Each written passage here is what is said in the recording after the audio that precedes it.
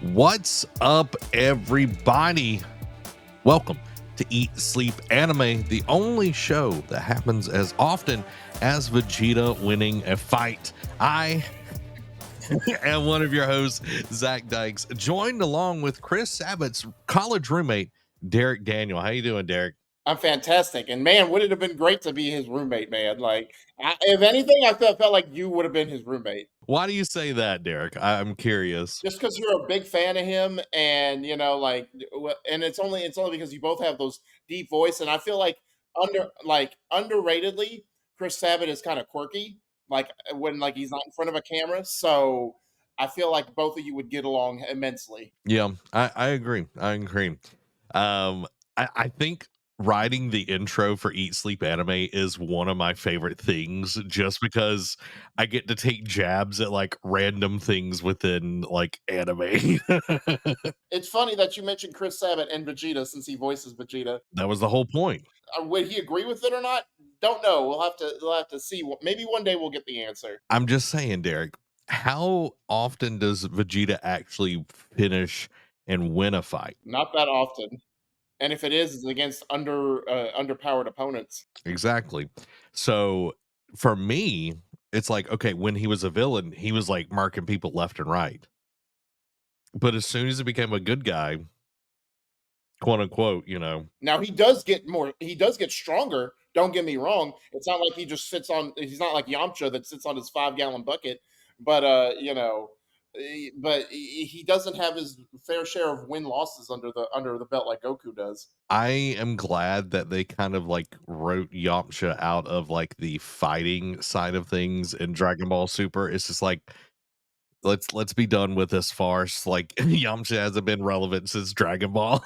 I'm about to say, let's not let him be a free kill again. Everybody, welcome to the stream. Hope you're doing well. Make sure if you are, well, you're watching right now over on Patreon. If you're watching this live recorded, if you're watching on Patreon, you have to click like the play button and then where it says like Eat Sleep Anime, like the link, you've got to click on that so we can actually see your comments, so we can pull them up and have them on the show.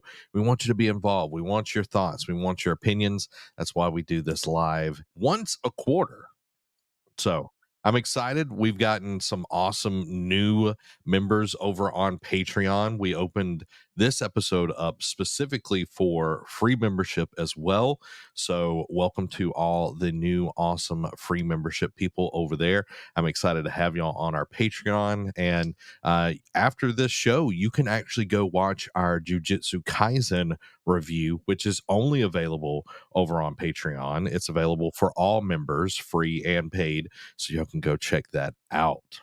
I'm excited, Derek. It's been a while. It's been a while.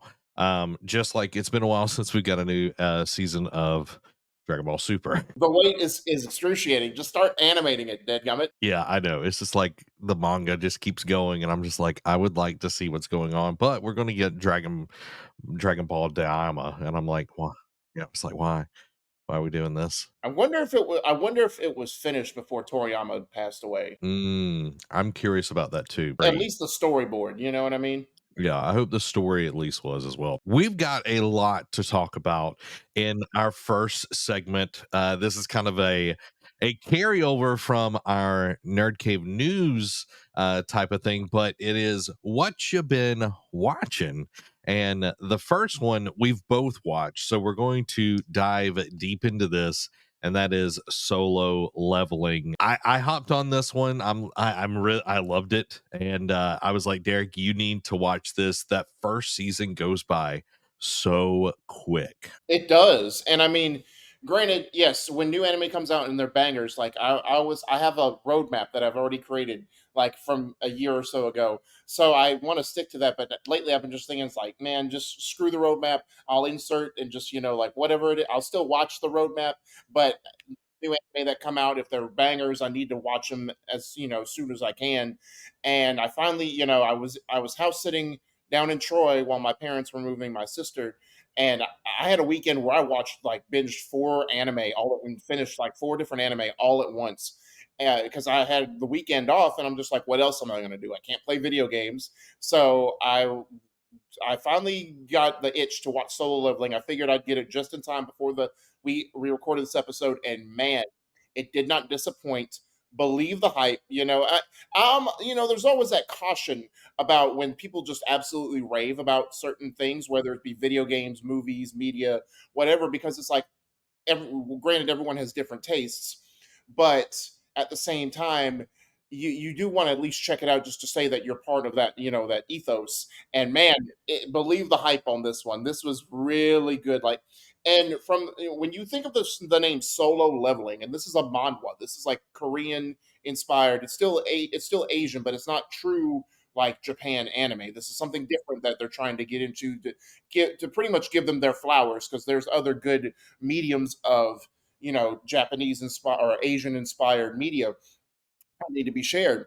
And when you think of Solo Leveling, you're thinking like, all right, it's going to be an isekai, get trapped in a video game, like, Overlord, Sword Art Online, all these other different isekai, different ones. And to an extent, you can say it is an isekai, but no, it is pretty much like this other realm just pops in, and you have to. These people are like gifted powers, and they have to pretty much close these wormholes essentially. Otherwise, monsters will come in and invade them, and they do level up. They do get stronger, they do get abilities, there's different classes, but it is not like your typical isekai that I thought it would be. And from that opening episode, man, like, it's just like the main character is obviously, he's the typical trope. He's weak. He is the bottom of the barrel, but he is very observant, he's very quick-witted. He knows he pretty much can, analyze on the spot, because there's this second dungeon that they go into, and yeah, stuff goes sideways, and he's able to get him out for the most part, except at the end, where he pretty much is like, but then he wakes up and he's okay, but now he has this mysterious new ability that is basically going to make him OP as he levels up. And it, like, that whole like second dungeon scene where they're in that room, like, I texted you this, the most iconic scene from Solo Leveling, that statue with that evil grim, menacing grin. I'm like, oh, y'all gonna die, y'all all about to die. Yeah, that the smiling statue, like that thing, the statue got like it just gives the heebie-jeebies. Like it reminds me of like a Titan from Attack on Titan when they're just like that it's just like that creepiness of it. But yeah, I love this show. Like to kind of give like a quick synopsis just so everybody's like on the same page. This is from the Wikipedia or the fan wiki, whatever. In a world where hunters, human warriors who possess magical abilities, must battle deadly monsters to protect mankind from certain annihilation, a notoriously weak hunter named Sung Jinwoo finds himself in a seemingly endless struggle for survivor. One day, after narrowly surviving an overwhelmingly powerful dungeon, which is that crazy, horrible smile thing that nearly wipes out his entire party, a mysterious program called the System chooses him as its sole player and in turn gives him extremely rare ability to level up in strength, possibly beyond any known limits. Follow Jinwoo's journey as he fights against all kinds of enemies, both man and monster, to discover the secrets of the dungeons and the true source of his powers. Like the system, when he wakes up, Derek, and it's like it pops up, and I'm like, okay, because before I watched this, I watched Reincarnated as a Slime, Right. and it's kind of that same, gameplay. It's like, oh, There's like this overseeing avatar that's just guiding you along your journey. and I was like, okay, let's see where this is going. But like the action, like there's a struggle, and I think that's my biggest thing with Solo Leveling is there's like actual struggle where when I was reincarnated is it feels like everything is a breeze. It's just like one thing after another. But when it's like it pops up and it's like daily, your dailies in a video game, and it's like, I don't want to do that right now. He's literally in the hospital and he's like, I don't want to do that. And then it's like punishment. And it's like, if you don't complete this, you will be punished. And he's like, how bad can it be? Because he's not really believing it. And And then he gets transported to this desert world, and there's just these giant sandworms that are out to eat him, and he has to survive them for 4 hours. And like the thing that I like about this show is the mix of comedy and action. I think that's like one of my favorite things in this day and age is just like the good mix of comedy and action, because I feel like Dragon Ball had a really good mix of comedy and it wasn't really as action focused. Dragon Ball Z had more action, less comedy. So like this is like the perfect mix. That's also why I like Spy Family.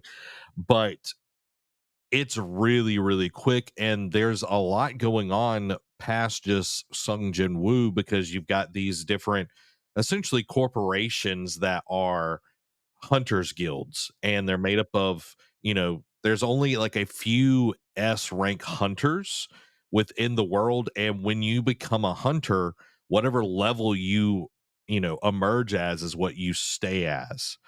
And I think that's the interesting thing about the world is like people aren't really leveling up. So he's the only one in the world that can actually, and he was an E rank. Like he was the weakest hunter in the world.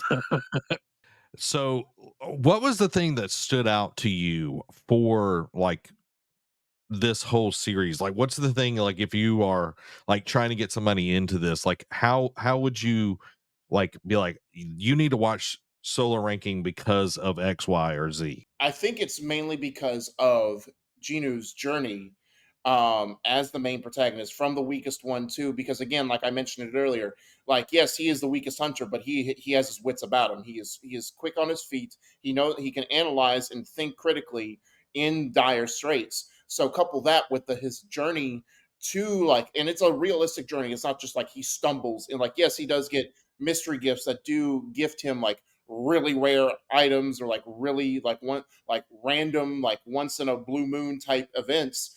At the same time, it's all realistic. Like it's not just like boom, he stumbles into like the best armor in the game at his level, you know what I mean? Or it's not just like he just happens to get trained by the best mage or best whatever in the guild. It is realistic. It's not like over what is it, the hero is overly powered but overcautious. Like all he does is like just do a few push-ups and sit-ups, and all of a sudden he's now ready to take on the boss. I'm like, Yeah, that's not realistic. Like, yes, it's not One Punch Man. right. And it's like, and then like, yes, Gino is doing that as well with his daily task, but he's also stumbling upon like, oh, if I double it, I get this secret ability, or I get this prize, or if I do this or go here, like I think just the like seeing his transformation, because even like his guildmates that were with him in the secret dungeon in episode one, and then are on him for like the last little bit at the end of the season, are like all surprised, like this isn't the same person. Like this isn't the same person we did, and it's just like how could he have gotten this powerful in such a short time? And then like just those certain moments of like when one of those monsters breaks out and it's like a high D rank, and he's just like somewhat like it's after he does that secret dungeon, like grinds that all out, defeats that snake like creature, and then he just like one shots that beast that like some of these like higher ranked guild people that are struggling with, and he just one shots and they're like, who did that? Yeah, and like the characters within the story are not just kind of trope. Like, yes, they have they fall under like an archetype and everything, but it doesn't feel like, oh well, this one's going to be, the tank, he's dumb, and that sort of deal. But like, you've got Chi Yule. I think he's like the older guy that gets his arm cut off. Like he's kind of this like protector mentor, and then you have the female Lee Johi. She's the healer. Like you've got all of these, but I think they do such an interesting job of bringing in different characters and the political and monetary system, where it's like corporations are bidding on these dungeons to get in there to make money, because resources are gathered and technology are gathered from these dungeons. And Yo Jinhu, which is one of the companions that we get later on in the season. Who is voiced by, I think, It's Deku's voice actor, Yes, yeah, right? yeah, Justin Brenner, yeah, just it's that's the voice of Midoriya himself. Yeah. So it's like you have this whole like system of like people trying to gamify, they're trying to get money out of this, and there's different entities at work, which I think makes it way more interesting than just, oh, well, they're fighting monsters, which, is fun, but there's actually an objective for everybody. Everybody's out for something in this world. Well, and not to mention the fact, like I forgot to mention this is like, and it's not your typical isekai where, yes, I know, like if you're stuck in the game, there are people who do actually die to an extent, but this one is like, no, people are dying for real. Like it's not like just a system glitch. It's not just they're just data that goes back up into the ethos. It's like they're dead, and they don't come back.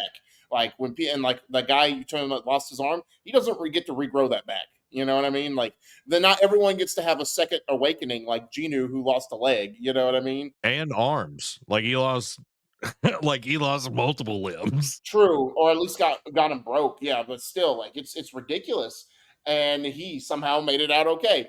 But they don't know, and like of course, there's always mystery. Like, like the final fight where with that knight, and then like he subjugates. Like he gains his like secret, like his subclass, and I'm like, bro, he keeps just getting broke even more. Like, how is this happening? Like he's about to be unstoppable, and credit to him because like the fights, like especially like there's not that many like pun intended, I guess, solo fights between that Genu has, like that are meaningful. Like obviously he has that one against Cerberus where he goes to the secret one, and it was just a test to measure to see how far he could make it, and he barely made it out. But like the one with that assassin that was like that was like the agent looking guy. It's like Kang Tashik or something like that. Tashik. The pronunciations we're gonna murder. Let's be honest. I was about to say I know some of them, but yeah, like I can get most of them. I'm not gonna be Amochiraru. a Rory Mashu. I know, I'm making a joke. But no, like that fight, like where it really showed Genu's skill, and when they both realized like he's the same as me, I'm like, oh buddy, it's and now we're about to see how Genu will adapt to this, and then like the final fight with the knight, but then like of course like one of the guild masters is voiced by Ian Sinclair, the other one is Chris Sabat. Wouldn't be an anime without those two guys, but like because the Ian Sinclair's character, who's like a fire like mage type guy, he's talking about that island that they infiltrated. That something happened, and then they allude to it where they're going to go back, and that everyone talks about like that's like pretty much the Shibuya incident of this and of Jujutsu. Well, no, like of Solo Leveling. That's their Shibuya incident arc, and everyone's hyped for it. So I'm intrigued, like because we both love Shibuya. So if this is going to live up to it, I can't wait to see how it's going to compare to this. But also the system. That's going to be an intriguing factor because it's like, all right, how far down the rabbit hole does this go? Like, is it only because you got to imagine at some point throughout the story, the Genu is not going to be the only one that has this special. He's not the sole owner of this system ability. There's going to be someone else that's going to have it. And then it's going to be like, all right, what is the system's true purpose? Is it only for people who reawaken, or does it not go to everyone who's reawakened that only meets certain conditions? Like, I'd like to see this, how integral the system is. Like, is it pretty much the controlling entity that's pretty much trying to, you know, be the puppet master that just makes humanity fight each other? I think the takeaway is that the main character actually has a reason to level up, is to save his mom, because she's like got this very rare disease that is killing her. And one of the dungeons, if he is able to level up enough and get through it, he will actually get this elixir that will save her life. So it's not just like, oh, I love Goku. We love Dragon Ball Z, but it's like his only thing is to fight strong people at this point. So like having an actual push towards a real objective, I think really like solidifies what solo leveling is about. It's about actually like helping, and like even I think it's interesting. I know we're going a little long on solo leveling, but that the character model changes over time. His design changes over time because it's not just like he comes in and he's like this weak, nerdy dude that is, just like he's struggling. Like he literally cannot kill anything. And the healer literally had to stay with him like all the time. Her side note, her growth in this season is really good too because she only wanted to do low level dungeons. She's actually a B rank, like pretty much a good like a decent healer, but she wants to stay doing lower ranks. She thought it was just because of Genu to keep him safe, but then when she thought he was dead or like could handle himself, she's just like, wait, why am I holding myself back? Let me try and get stronger because if he's fighting to get stronger, why can't I? Because I can't be the helpless one now. And I think they deal with like PTSD really well in the show. And like, working through that, and like there's so many good things in Solo Leveling. You need to go watch it. It's on Crunchyroll, so go check it out. We haven't really even like spoiled anything. I think you're going to absolutely love it. If you like video games, if you kind of like the isekai shonen where there's a lot of fighting, where like I feel it's more like, yes, it is isekai, but it is like got that shonen kind of flair where it's like really about fighting. Yes. I mean, if you watch stuff like Overlord, um, Sword Art Online, or The Rising of the Shield Hero, you'll enjoy it. So Derek, tell me about what you've been watching. So one of the ones I did, like I know I alluded to it on the first episode that I was doing my Attack on Titan rewatch to be able to watch the final episode of Attack on Titan, and man, it was all worth it. Now I know there's some debate about. Now I need to go look up in the manga because apparently they did change the ending a little bit, but I felt like the ending was satisfying. It definitely did something like it definitely ended on one of those things where it's like could open up if need be, but I think it was just like an interpretation of like how the cycle starts again type deal. But it was all that I needed it to be. It was definitely a culmination, especially after just rewatching the entire the previous like 80 something episodes of the show to get to the final one. And it was an hour and a half because they just instead of doing like a whole season, they just wrapped up the final chapters into two like movie length specials, and the final episode was an hour and a half. And man, it didn't feel like an hour and a half. It felt like it just moved right along and it told the story it needed to. It didn't drag in pretty much anywhere. And like they had one final they had a couple final twists as Attack on Titan is known to do, and it wrapped up very well. It was actually like after I watched that, because I watched X-Men 97 after that. Like I took a break from anime for a little bit just because one of my favorite anime ended, and it was just such like an emotional thing for me that it ended. I'm just like, all right, let me just break away from anime, watch some other things that I've been putting on the back burner that aren't anime related, so I can just let this just stay, let this sit with me, let it marinate a little bit. So, but it was a nice wrap up for the series, in my opinion. Well, I'm glad that finally got to it, and it's a nice, because I know like some people like the release of the show was very strange. Like it felt like, Well, and it was different for shonen at the time too, because this is a shonen anime, and if you didn't know that, it would not feel that way because of how shonen was so tropey back in the day with Naruto, Bleach, and One Piece.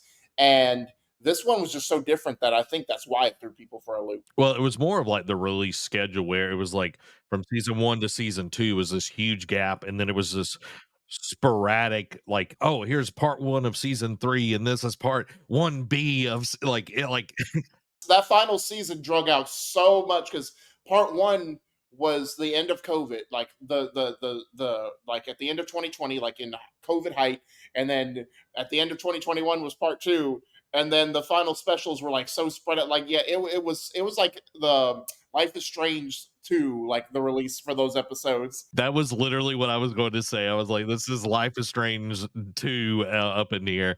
Well, I'm glad that you watched it and finished it. I also went back to a series that I was really, really like hyped on. And the second season, I was like, this just doesn't feel like the same show. And I know Attack on Titan kept you the whole time, but Vinland Saga season 2 starts out so different than season 1, and I'm like, I don't know, like I watched several episodes and I'm like, I'm just not enjoying this like I was like the first season. Super action packed, there's so much going on in that realm, and then season 2 it just like hits the brakes, and you're just like, okay, this is I guess this is what we're doing now.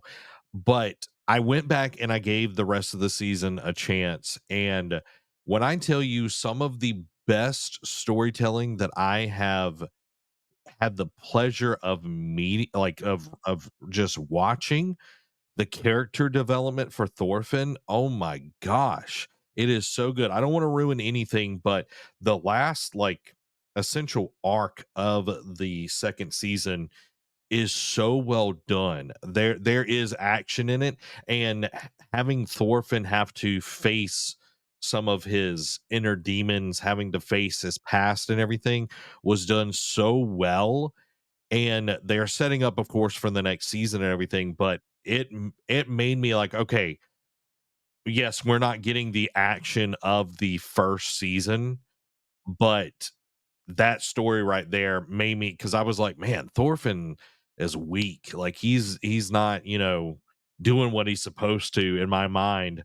And then just what they were able to develop in this season, I was like, I stand corrected. Like What is it about doing Norse mythology or like Norse like writing that just is so good? Because you got God of War in video games and now Vinland Saga in anime. So I can't wait for you to watch this. I know it's on your list, on down the roadmap, if you will. But I think you're going to really really like it. And for anyone that is starting it, season two is going to feel so different than season one.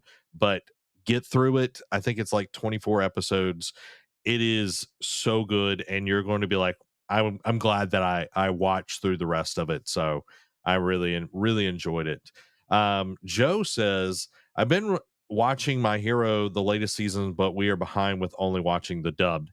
And that's also where I'm caught up with the dubbed episodes that we've gotten so far, not including this weekend's, because I don't know if it's come out yet. I think it comes out later today or tomorrow. Um, it's it's good. I feel like, because how I watched the first bit of the show, like I just watched all of it at once. It was just like episode after episode. And because I've been watching so many other anime, it's like, oh, there's a new episode of My Hero, and I would watch it. It feels very disjointed, compared to the way I would normally watch My Hero. So I do feel like once, like I am watching it week by week, but I do feel like I'm going to go back and watch all the way through again, just so I'm like, okay, this is the through story of it all. And, it's very interesting. It's going a lot longer than I thought it was going to go, because it's going into like August. Like it's a very long season. and in a sad note, by the way, relating to My Hero, also in August, I think they said that's when the manga is going to end. So we are almost through telling because Demon Slayer wrapped up a while ago. So we're only got probably about and that release is going to be supposedly there's been back and forth whether they're just going to split it up into three different movies or they're going to just do another season. I don't know, but Demon Slayer, has been wrapped up for a while, so we know that story is going to end pretty soon. But My Hero, the fact that it's going to end is knowing that the end for the manga is upon us is very sad. So that means we're not going to have that many long, maybe like one, maybe two more seasons, depending on how they split it up. They might do the Attack on Titan route and be like, all right, the final season, part one is this year, and then 2 years from now, final season, part two. I hope they just do one last season, and make it like, don't just kind of dole it out, just like, here it is, here's the story. Because I feel like they've been pretty good of like making sure like everything is in one season like that's supposed to be. So Derek, you've been watching One Piece. Tell me how season 16 has been.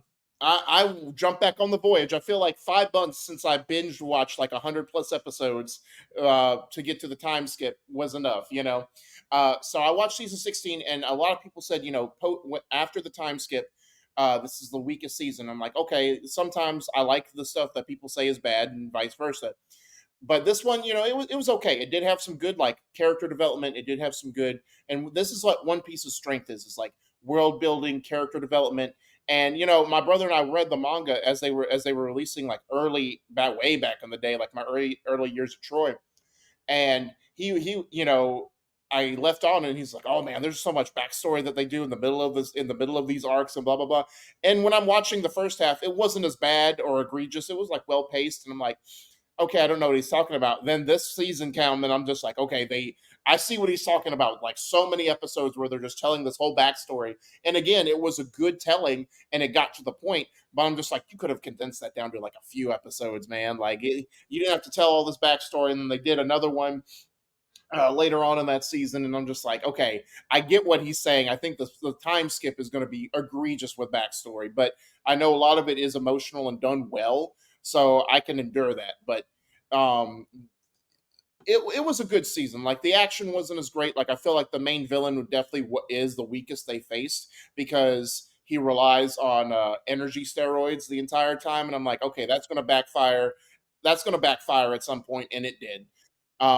So it serves some world building purposes, it serves some backstory purposes for some of the characters. So it did its job, but I do agree that it is one of the weaker seasons of One Piece.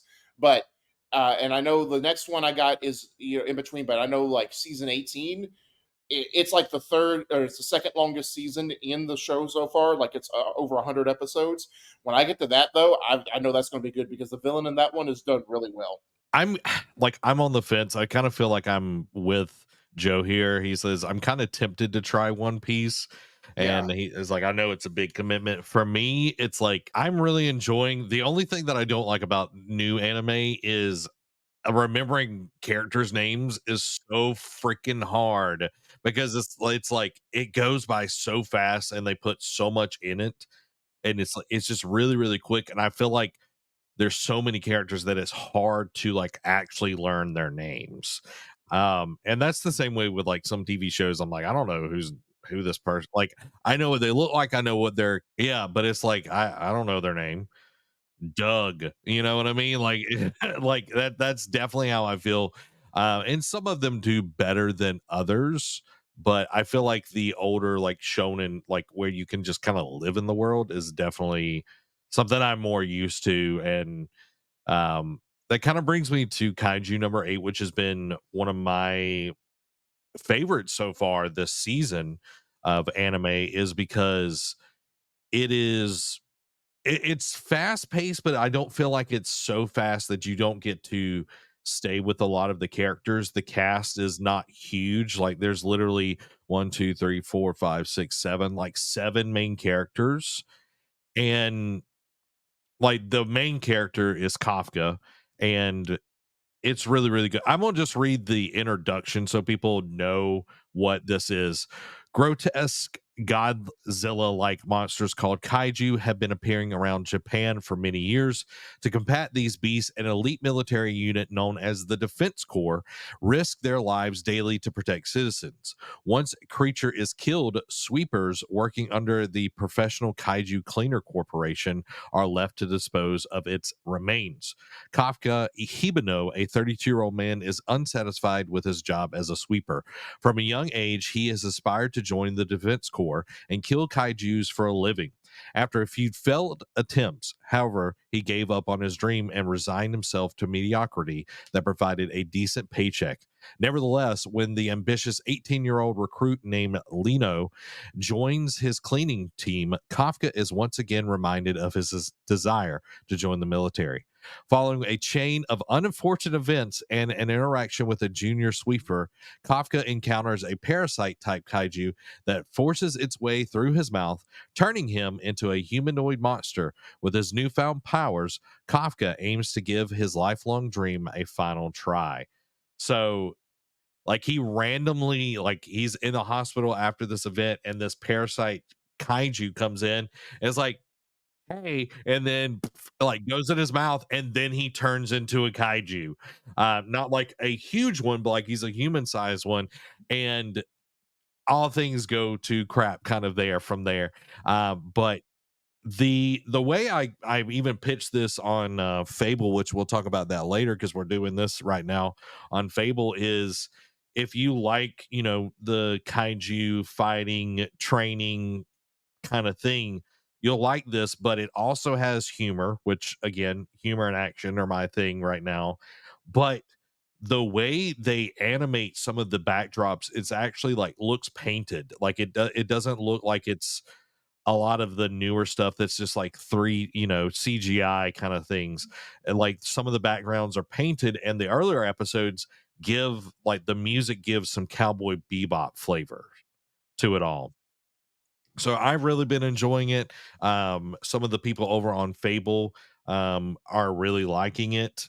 And like every episode that we like, it just the thing about doing like weekly stuff is just like it just gets where it's like I just want more, and like it will leave you on a cliffhanger.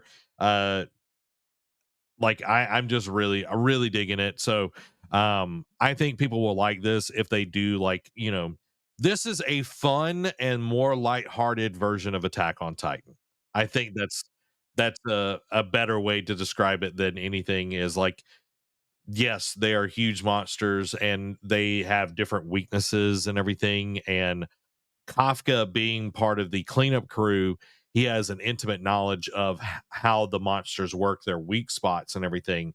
So he's like telling people how to do that, but he's also having to hide that he is a kaiju because he's in the core that kills kaiju. Yeah. So I highly suggest it.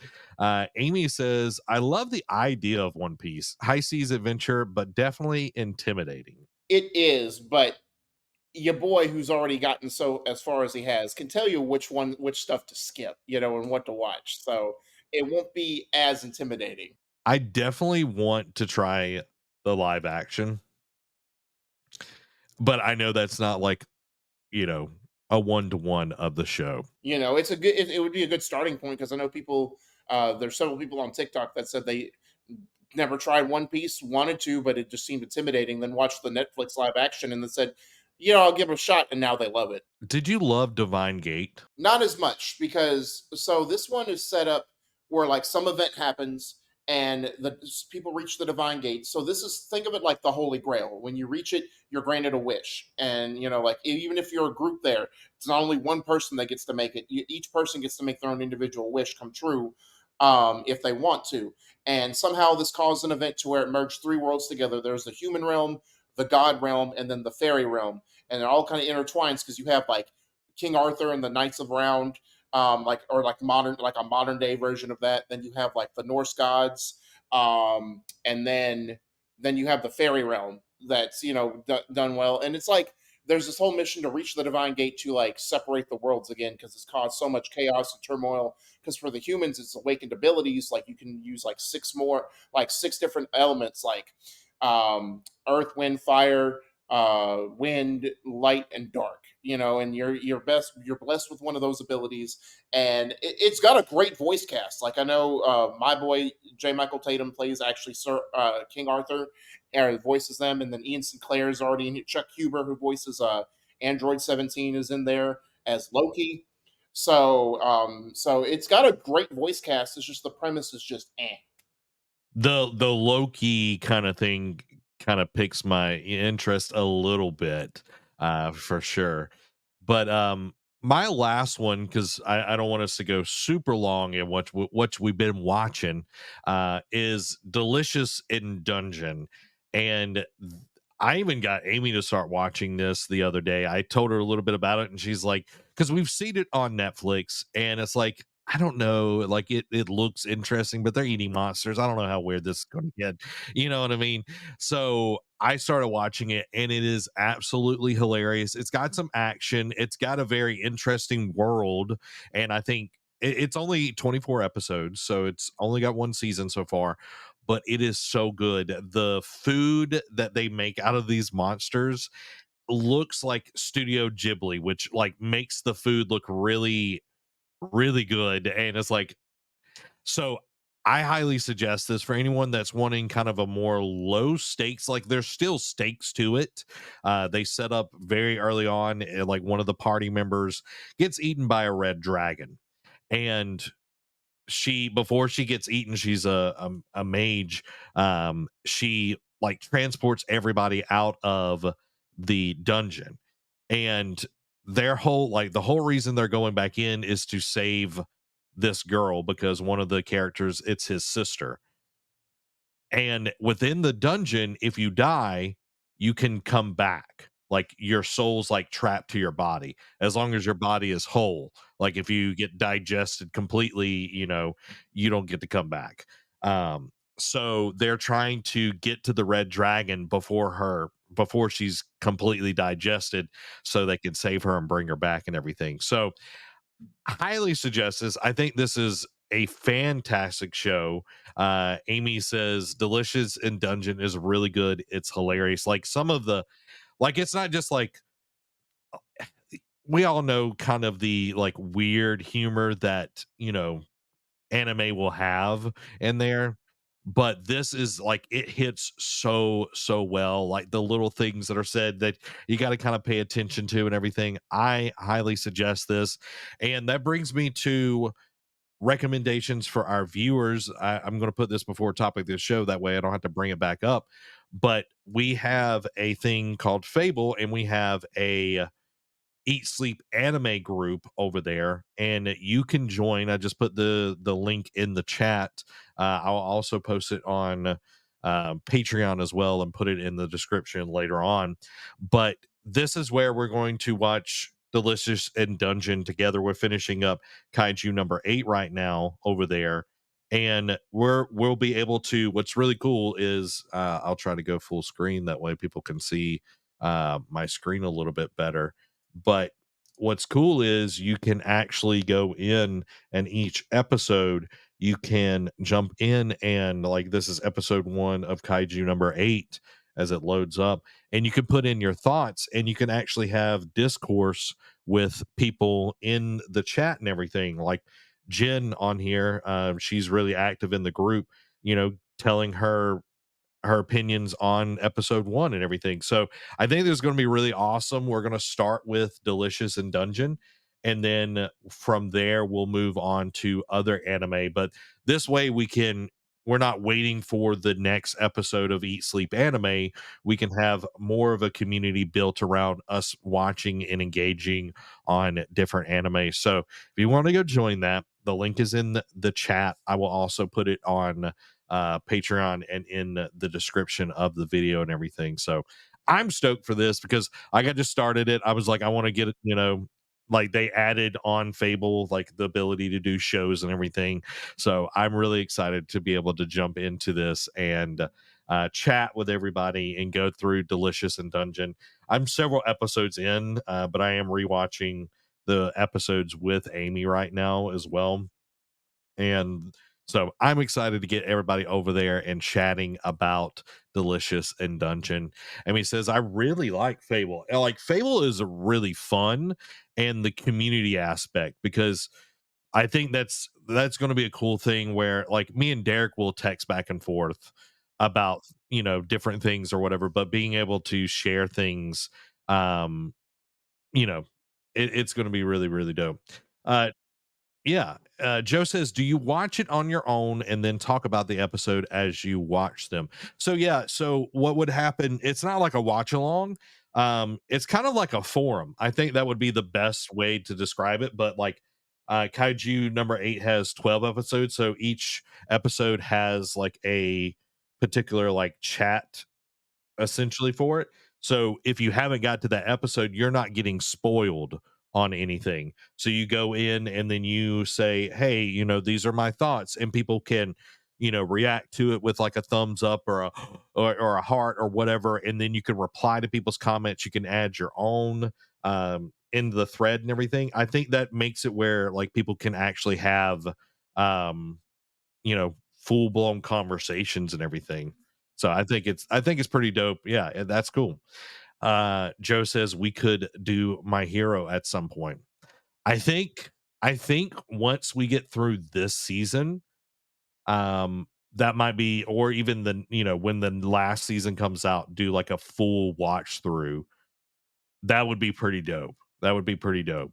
So go join our Fable Club. Again, here is the link. You can also look up Eat Sleep Anime. We're currently watching through Kaiju number 8, but we will be starting Delicious and Dungeon very, very soon over there as we get through it. So now it's time for topic of the show, better known as the Kage Summit. Derek, why don't you set the stage for this one? So I've been wanting to do this one for even before I knew we were doing an anime show. I've been wanting to ask you this question because I know you're big on Naruto. I know you watched pretty much most of Shippuden. I know you haven't never got around to finishing it. I know you're trying to work on that as you go, but you're big on Naruto, and I know you watched My Hero. You love that. We both watched Jujutsu Kaisen. We both love that. So there's definitely Naruto tropes and Naruto feels in both of them. So, but I wanted to, I always wanted to ask you this question, but you hadn't at that point hadn't watched Jujutsu Kaisen, and then when you texted me, I'm just like, good, I can finally pose. So Use your anger.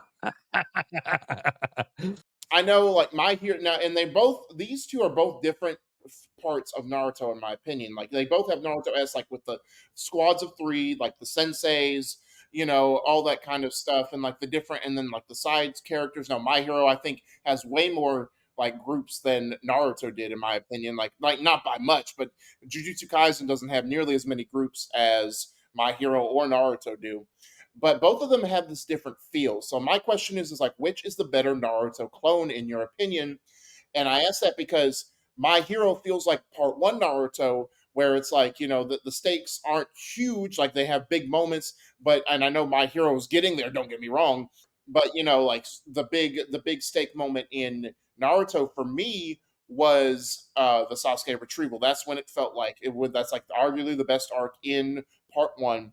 And then whereas Jujutsu Kaisen feels like more like Shippuden, where it's a little bit more, there's more people are risk at dying, and like they die early, and there's definitely higher stakes involved, and like there's definitely way more like one of those like holy crap what is going on scenes type deal than Jujutsu Kaisen feels more like Shippuden in that aspect. But I want to get your opinion on which do you think is the better clone. I think this is a great topic for the Kage Summit, and we want your thoughts as well down in the chat.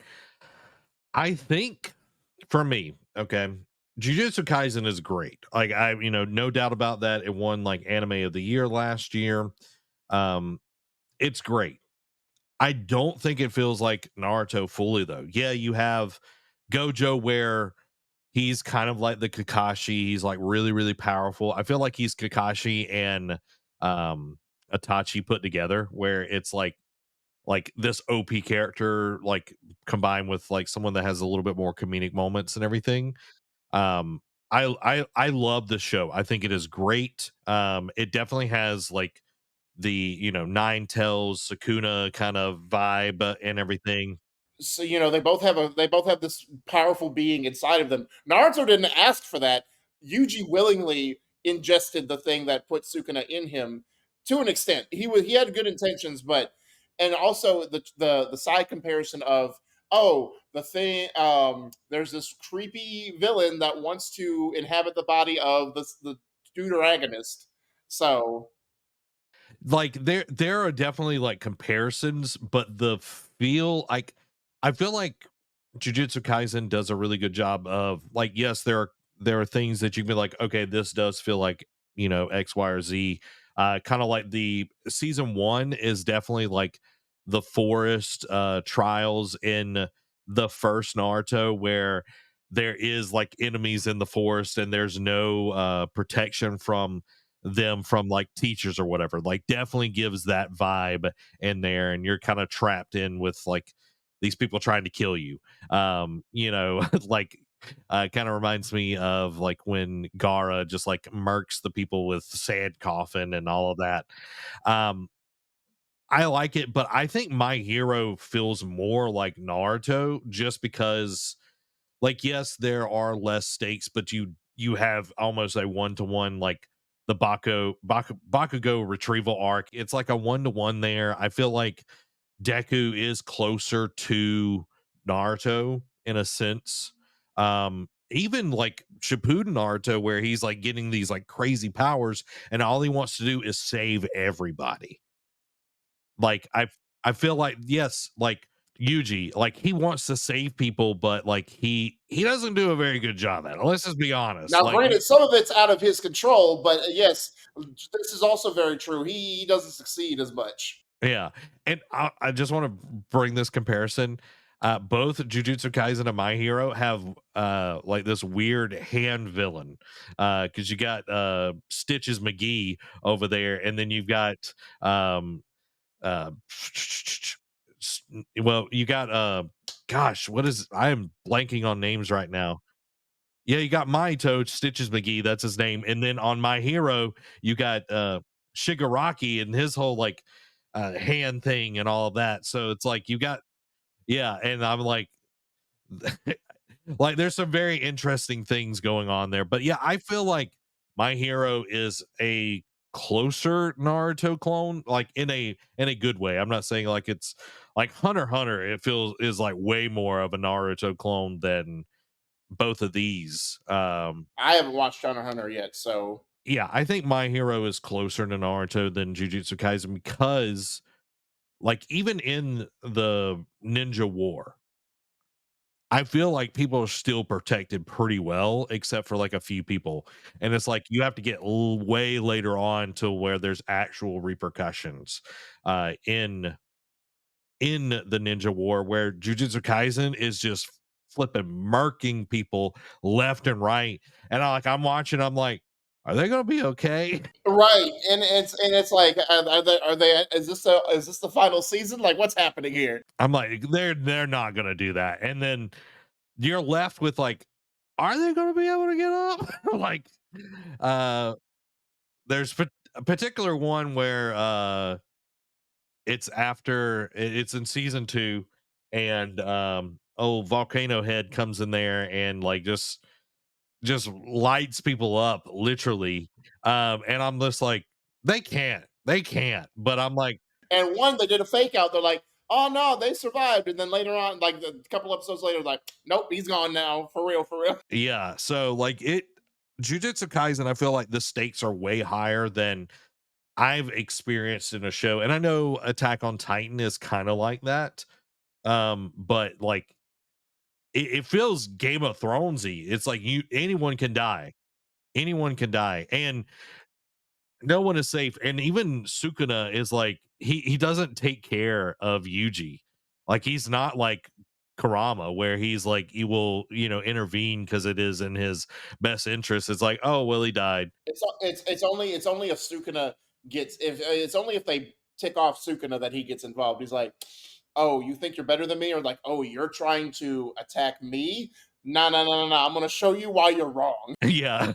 It's like when Maito attacks him and like tries to touch his soul, and he touches Sukuna and he's like, not today, son. I was like, I'm gonna give you a freebie, but the next time I'm gonna murk you. Yeah.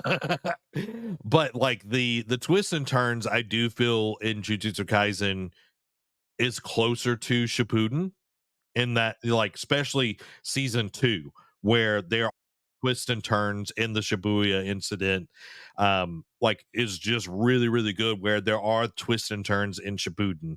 But yeah, I think My Hero is the better clone, you know, kind of clone jutsu of Naruto.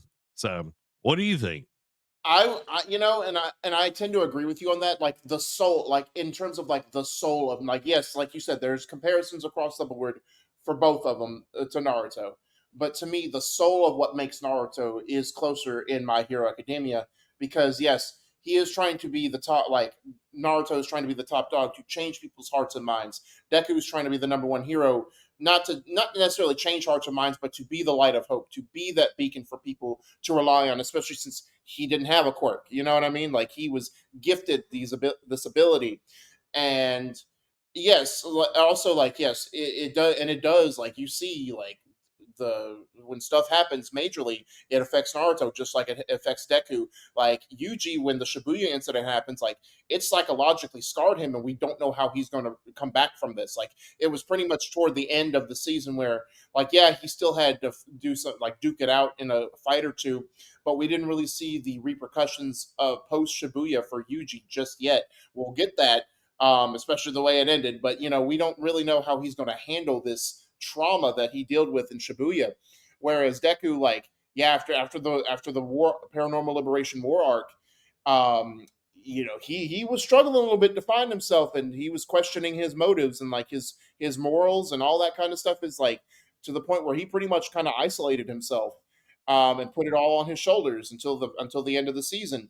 And now I'm kind of wondering because it's still like you feel like it's still like he's not in it alone, but you still feel like there's still a weight on his shoulder, just like Naruto.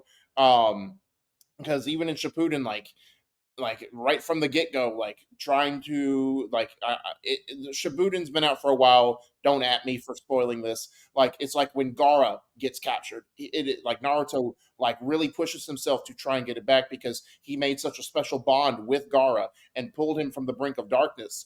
Especially since after the failure that was Sasuke, he's like, look, I can't lose another person, and he really put some weight on his shoulders, and like you see that through each arc of Shippuden to an extent of like he always continues to push himself. But I don't know, like I still feel like Deku hasn't really fully forgiven himself. But I do think like the soul and essence of Naruto is in My Hero. Yeah, I agree. And the new season you haven't watched yet, but it does a good job of addressing some of that. But yeah, there's definitely the weight is still there. And like, I think, even if you do forgive yourself, the weight of the responsibility of, you know, yeah, you are a kid, but the weight of the world revolves around you because you have one for all. Just like Naruto has the nine tails in him. And ironically too, the villains, like the way another comparison is like, the tailed beasts, they're trying to get the Akatsuki is trying to get all the tailed beasts. What do we find out? Because we're up until season 6, we had always questioned like what is All for One's interest in getting One for All, and then you see it, and then you see it play out, and then Shigaraki's tasked with this, why he needs to get One for All, and I'm like, okay, this is definitely the Akatsuki moment all over again too. So it definitely raises those stakes to be always be on your guard. And like the comparison can be drawn as well for Jujutsu Kaisen with Goto wanting Sukuna to be at full power. But it's not like they'll take it; they just want to ally themselves with it. But I also feel like if he's at full power, if he could absorb him, Good point. again, we haven't read all of it. We've only watched up to season 2, so we don't know what goes on. And Yuji has a new opponent in that's entered the stage. So, and it's like, boy, he didn't do nothing. He didn't do nothing to y'all. So I hope everyone enjoyed the Kage Summit. Let us know what you think is the better Naruto clone, Jujutsu Kaisen or My Hero Academia. Let's talk about your hidden gem that you found, Derek, over the last few months. So these, I like to throw the. I'm going to try and make this a staple for each episode, just because I watch a lot of anime, and it's like there are just some that I really enjoy that I don't think get talked about enough. So I got two for you. One is a sports anime. I've tried to double in the realm of that for a little bit just to see, because I've heard like a lot of sports anime are good, like Haikyuu, all that kind of stuff. Haven't watched that, but I'm starting with some. I'm starting light into it, and one of them is Stars Align. It's a tennis anime about this high school. It's a soft tennis club where they don't use like the regular tennis balls. It's more like a softer tennis ball that still has the same impact. It's a middle school. They're trying to save it because the girls team wins nationals like almost every year, and the boys are trash. So this new guy, this new transfer student comes in, and he's never played tennis before, but he's just naturally gifted athletically. Like he can jump really high, run really fast. So just because of stuff he had to do with helping his mom throughout his life. And so he pretty much turns it around, and then figures out that they need to do teamwork. and then because everyone's working individually, and then it's like we got to come together as a team to actually like play to our strengths and whatnot. So that's a but what gets me is the twist. And now there before you watch this, I do want to give a warning. This does deal with some like mature, like traumatic content to an extent. Like it's rated TV 14, so it's not like graphic, gory, or anything like that. But it does show that the main character has a rough upbringing. And it does show like other characters having rough upbringing. Like there's this one of the side characters that experienced something as a baby that is just like holy cow, like what happened, like why did this happen. And it kind of shows that yeah, not everyone has a good childhood, like there are some crappy parents out there. So it does show that dark side of like as middle schoolers dealing with these traumatic events like throughout your childhood, and the main character is still dealing with it to some extent, to where it leaves on a cliffhanger at the end of the episode. And because this anime came out in 2019, and I am so ticked that they haven't done a second season because I need to know what happens. So but it does just a warning that it does, if you don't like rough childhood upbringings, like abuse, all that kind of stuff, that it does contain some of that. So just be prepared before you watch that, or if it deters you from that, you don't like seeing that kind of stuff. But that I was not expecting, and it just adds to the story though.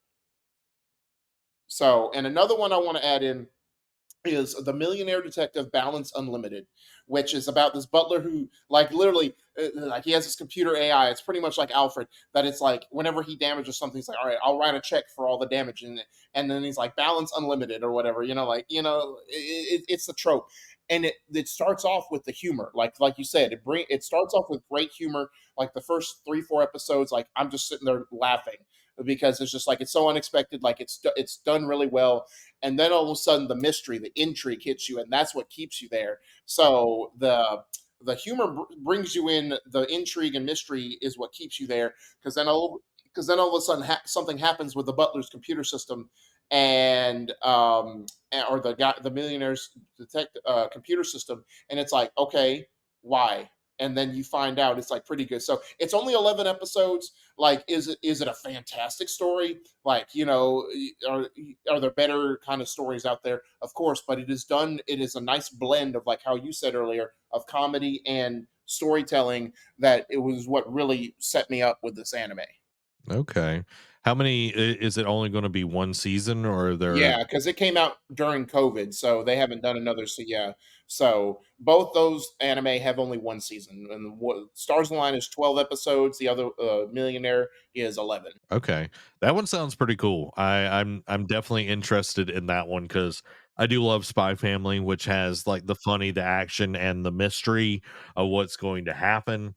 And I forgot about this too. The millionaire guy, he joins this police detective force for the reasons we find out later. But he just joins it and he's like, "Yeah, I'm going to join you guys. I'm just going to do." But he does his own thing. Like he doesn't adhere to like the rules and regulations. Like he's with his partner, which is like the main character, and he just like drives so crazy, and then like there's a bridge, like they stop the culprits in the first episode, where the bridge that raises for the ship, and the guy's just sitting there hanging on, and he just looks at him, he's like, "You gonna pull me up?" And he's like, "I don't know, you." I forget what it was, but they were having an argument, and then the millionaire guy's like, "I don't know, are you gonna apologize or whatever?" And he's just like, "Nah," and he just falls into the river. So Was this a culprit or the no, butler? no, no, it was his partner. It sounds really good. I'm definitely interested in watching that one. So let's move into our next topic: underrated and overrated characters. We do each and every time an underrated, overrated section. Last time we did animes, and some people came at us because we put Trigun as overrated. They're coming at us in the comments. We see you. The only time they come at people who are just, that they scream from the mountaintops that they're wrong is when they're right, so So this time we're talking about underrated and overrated characters. We've got one apiece. Let's do underrated characters first. Derek, tell me about your underrated character. So I think, and this is a side, I always try and bring like side characters where they're, even if it's the rival character, right? Because we all know the main character is going to be written well, done well most of the time. I'm not going to say every time, but done well. They try and make them the centerfold of the show. But I always like to try and do side characters. Mine is from My Hero Academia. I don't think, like, yes, he had that moment in season four, but I still think like he's just like one of those underrated characters because he has a boss ability, and that's Kirishima. Like his hardening, like again, like the most iconic scene is in season four when they're in the Hasaikai building and they're fighting those two guys that are like the shield and the muscle guy, and he's just sitting there like, first of all, he gets beaten all to heck.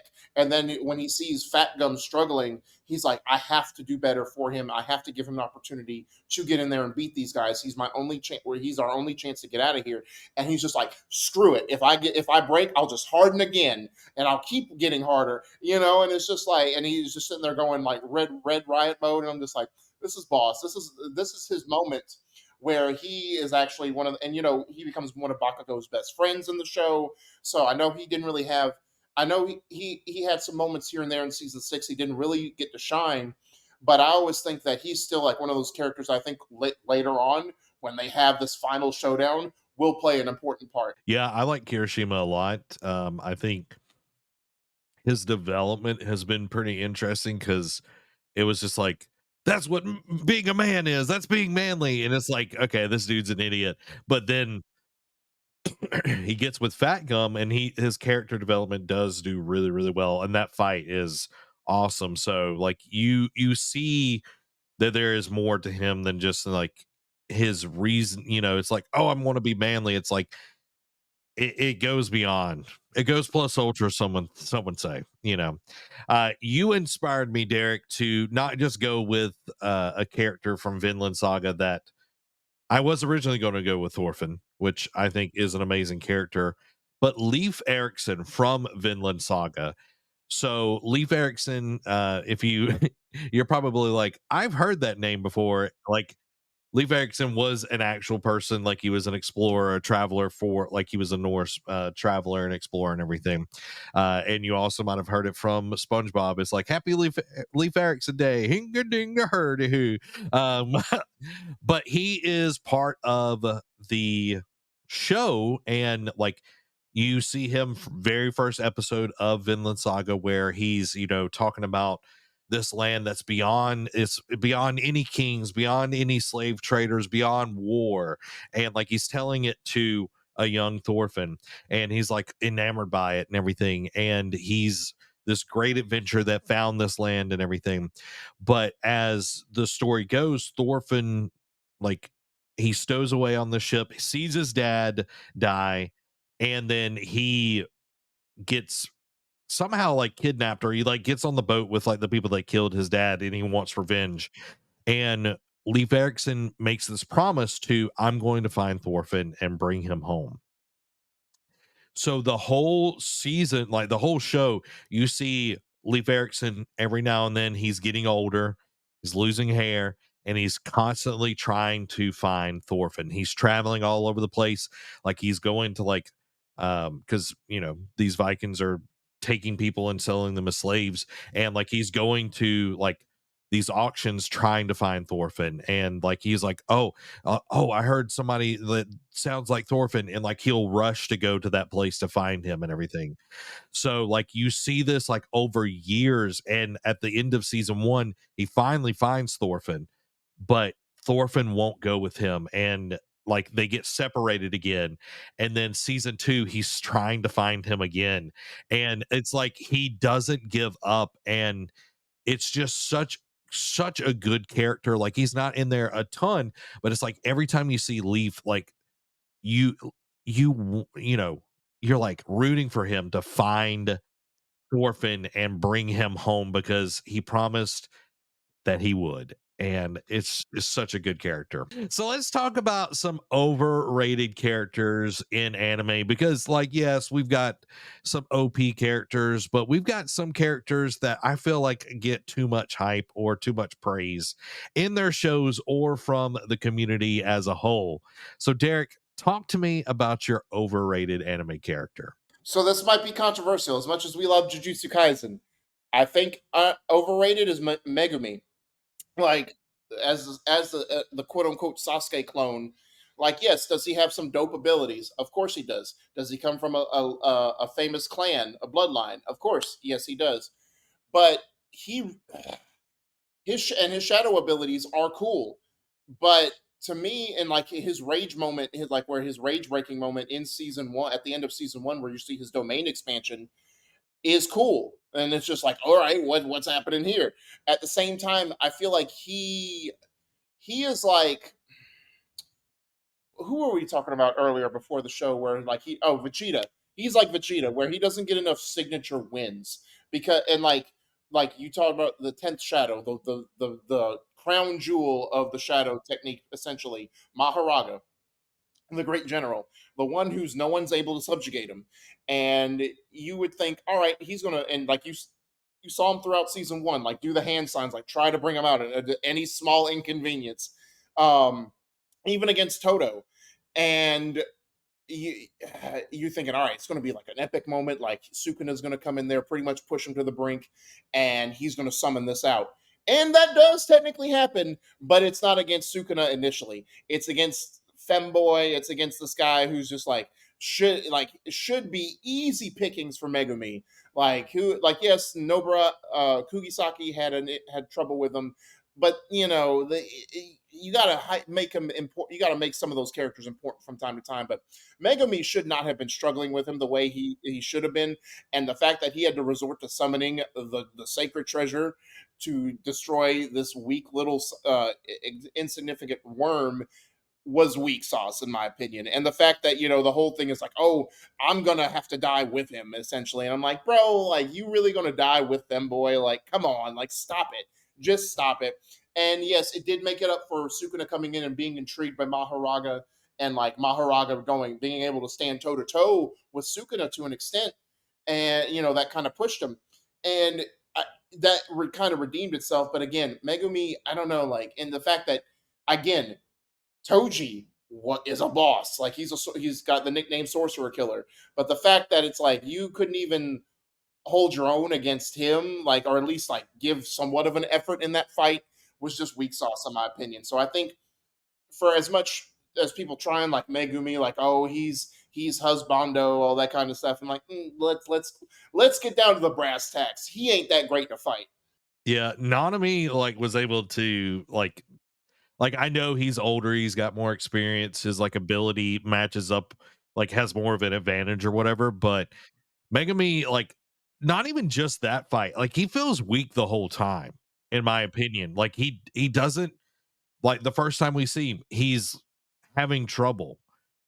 It just feels like he's like, and you don't see him fight a lot. You don't really see, other than like the main character, actually doing a lot in the show. And then you see other you see more Panda fighting than you do of Megami. True, you see more of Inumaki fighting. And it's just like, okay, yes, Megami, like he's got interesting stuff, and now he does have, you know, uh Pinwheel dude or whatever, but like, it's just, I agree. Megami is overrated, and there's other better, better characters in, like his dad, Toji, way cooler. I didn't want to spoil that, but I'll let you. So yeah, but yeah, you're right. I spoiled it. You had your time. If I watch Jujutsu Kaisen, That's his litmus test right there. yeah, So it's like if I've had the time to watch it, you have to. yeah, but he didn't even know that was his dad, though. You know what I'm saying? Like he's just like he's like overwhelmed, just like letting himself get overwhelmed too easily in certain circumstances. Like, and even Gojo calls him out on that at one point. He's like, "You got to stop doubting yourself. You got to start like believing in yourself too, because Mega, like you're a strong sorcerer. You got strong abilities. Like you just got to play to those strengths." And Megumi's still not doing that. Yeah, and like even the old dude that we see him and Yuji fight, like he's I can't remember his ability, but he's got like the big mustache. He's like one of the people that are trying to like stop them from advancing into the, Oh, I know. Yeah, yeah. Go ahead. Yeah, like yeah. he was struggling with that dude, and like, I don't know. I'm like, I don't know. It's just like, come on, come on. For me, overrated is Genkai from Yu Yu Hakusho.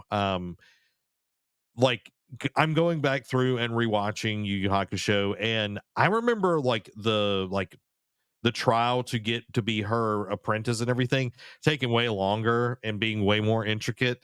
I've built it up in my head, but it was pretty fast. And yeah, spoiler. Sorry, guys. Um, but for Genkai, like the training, like was super quick. We didn't even see half of it. Um, and then when we do see stuff, it's like in the Tournament of Power, like flashback style, which is whatever. But like Genkai, like she doesn't get like she's said to be this amazing fighter and everything, and like the only thing, like you said this before our stream started, that the only thing that she's really known for is training Yusuke and giving her power. And yes, it made a huge difference into, beating. Yeah, but like her backstory sounds really cool. I wish I would have seen more of that, but like she's integral, but I don't think she is like as powerful or anything like that. Like she's definitely overrated. And like I'm sure a lot of people are like, who in the world is Genkai? Like I do love that the original voice actor of Frieza, or one of the original voice actors of Frieza, like Frieza's had so many different voice actors, played Genkai and everything. And I remember watching it, I'm like, that's Frieza. And it's like that. No wonder why, for the longest time I thought Frieza was a girl. Because it was voiced by a woman.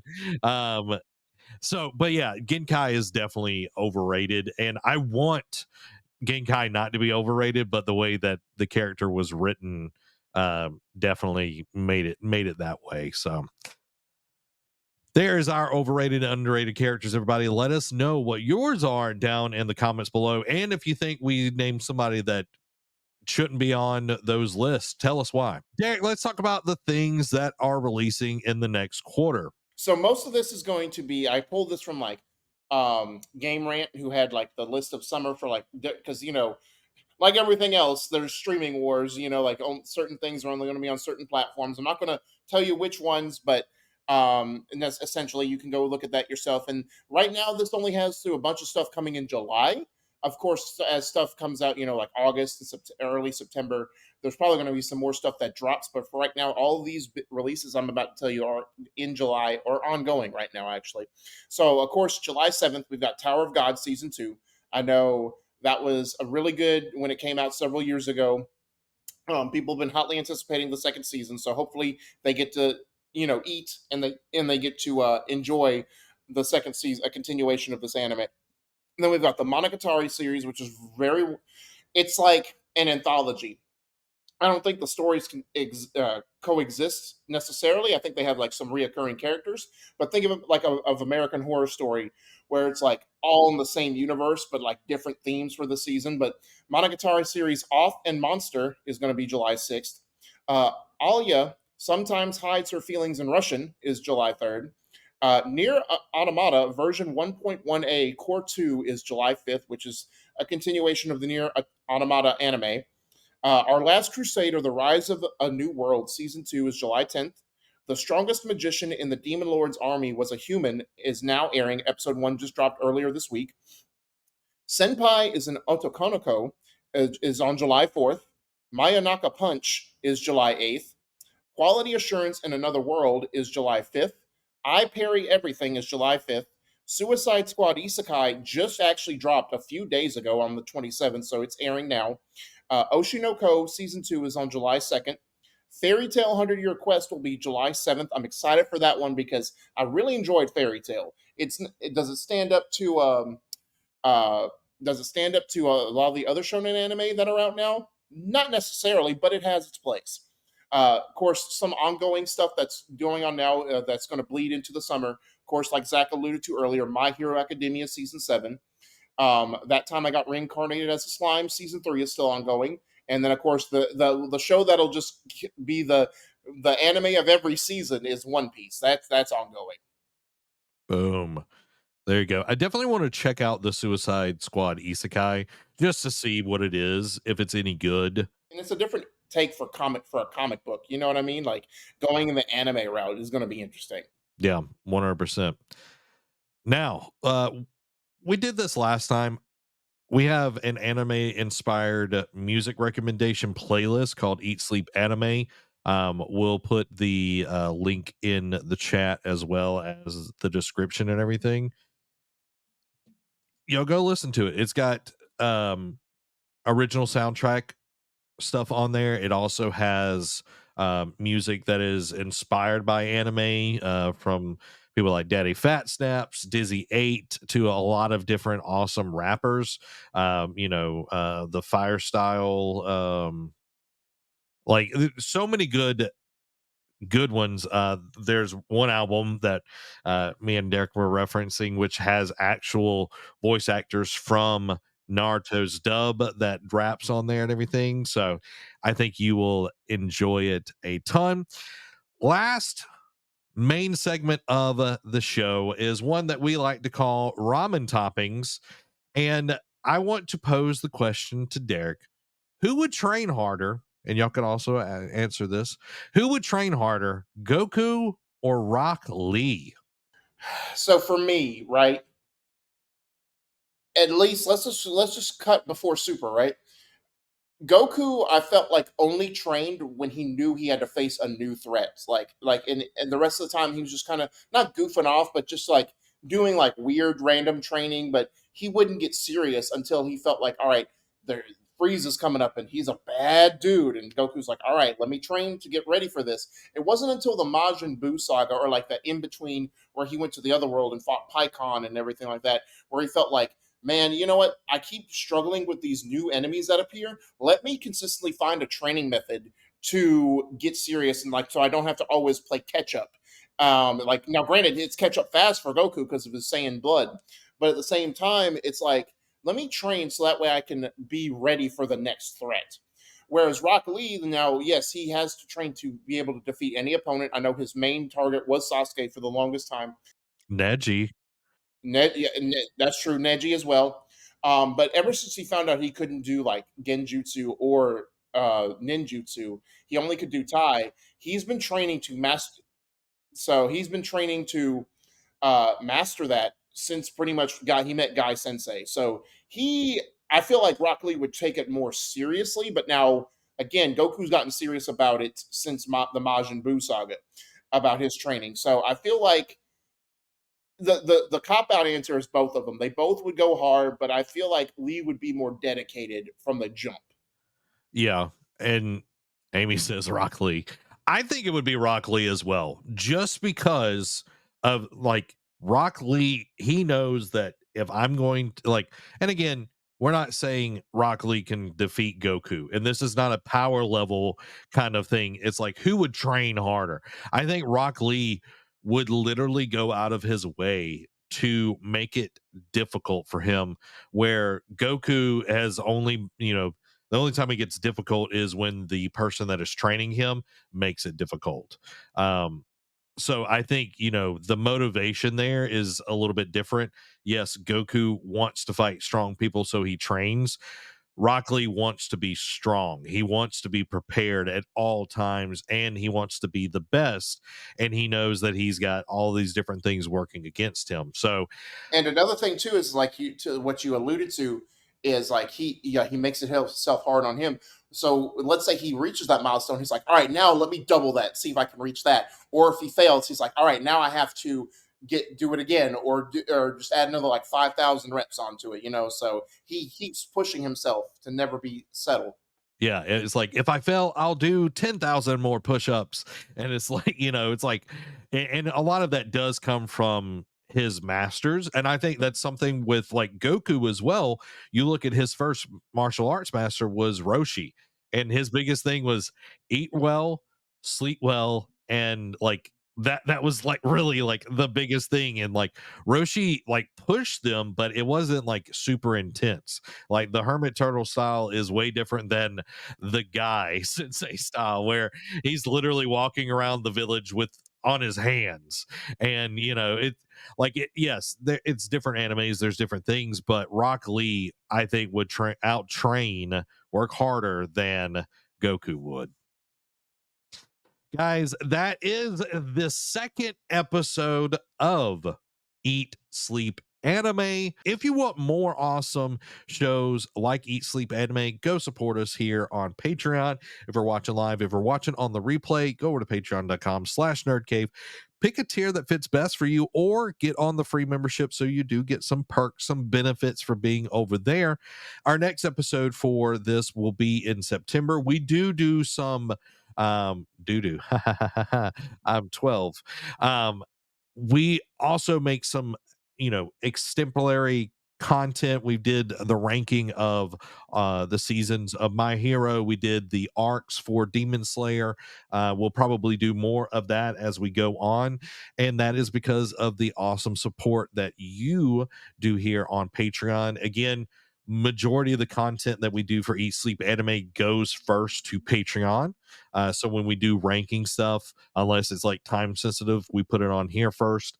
And normally you get 2 weeks of content before anyone else. Just like this episode, you're going to get 2 weeks before anybody else does on the internet.